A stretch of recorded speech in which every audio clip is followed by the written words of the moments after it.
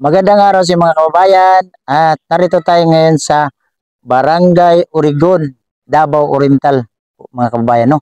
So dito tayo ngayon sa Igorota Village. Alamin natin ngayon mga kababayan kung sino yung bigyan natin ng 5 pabahay sa tulong ng ating napakabait na mga sponsor, ano? So samahan niyo ako ngayon mga kababayan sa pag-ikot-ikot dito, no? So tara.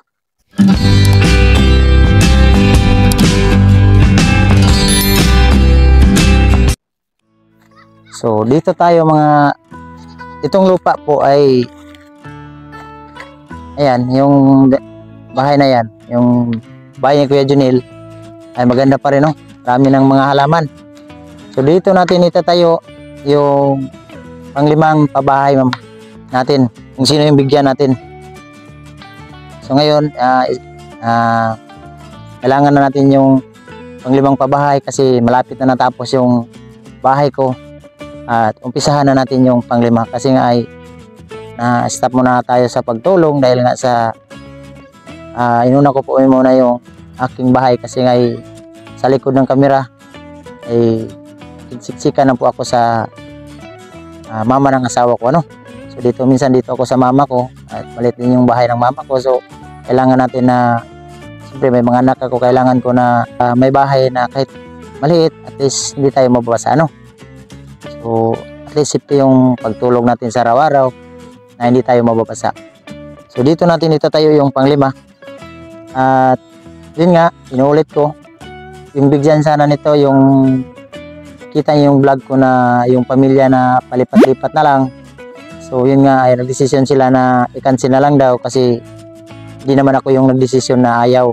Sila mismo yung ayaw kasi ay mula dito hanggang sa Magdog, malayo. So, wala silang hanap pagkakitaan dito sa Urigon, so cancel na lang daw nila. So ngayon nakapag-desisyon na ako na kung sino yung bigyan. So yun na, tawagin na natin yung pang-5 bigyan natin, ano. So yun na mga kababayan, at ito na po yung bigyan natin ng pang-5 nating pabahay, ang mga batang anak ng Amerikano, no.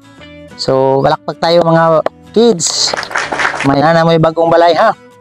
So sila po yung napag-desisyonan ko na bigyan kasi po ay sila po ay nakatira lang doon sa parang asawa ng mama niya ulit kasi nag-asawa ulit yung mama nila, ay doon lang sila nakatira sa mama ng stepfather nila, ano.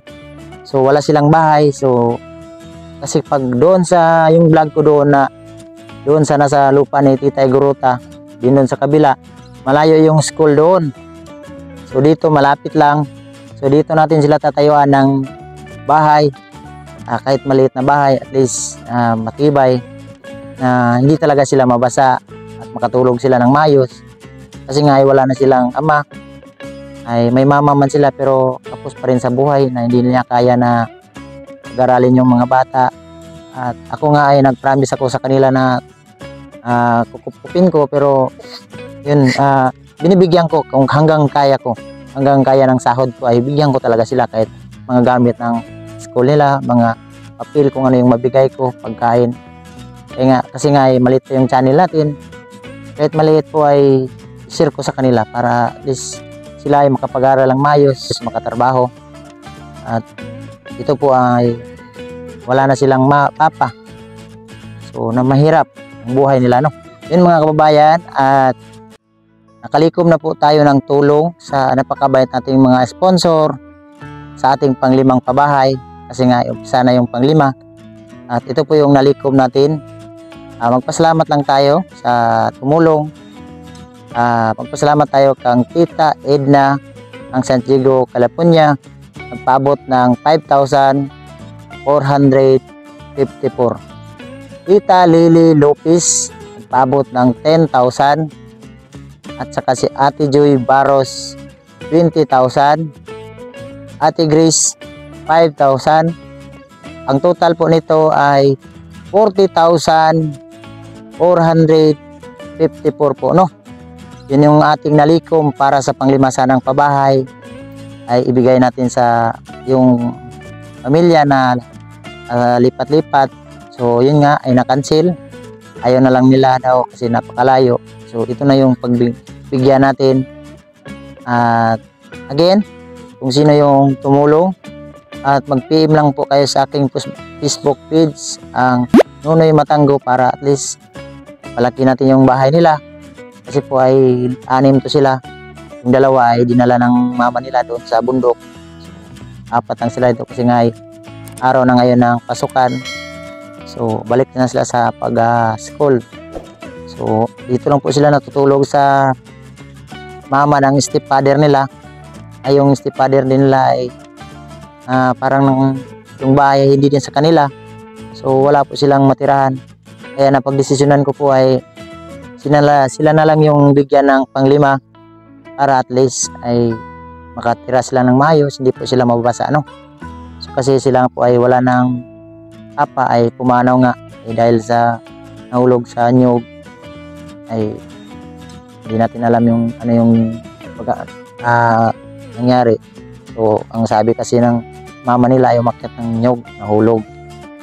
So yun nga ay sila na lang yung bigyan ko. Nadesisyonan ko na sila na lang ano. So yun ang deserve talaga natin bigyan. Nangailangan talaga ng tulong tulad nila kasi ay nag-aaral to, walang bahay. So sila na lang bigyan no.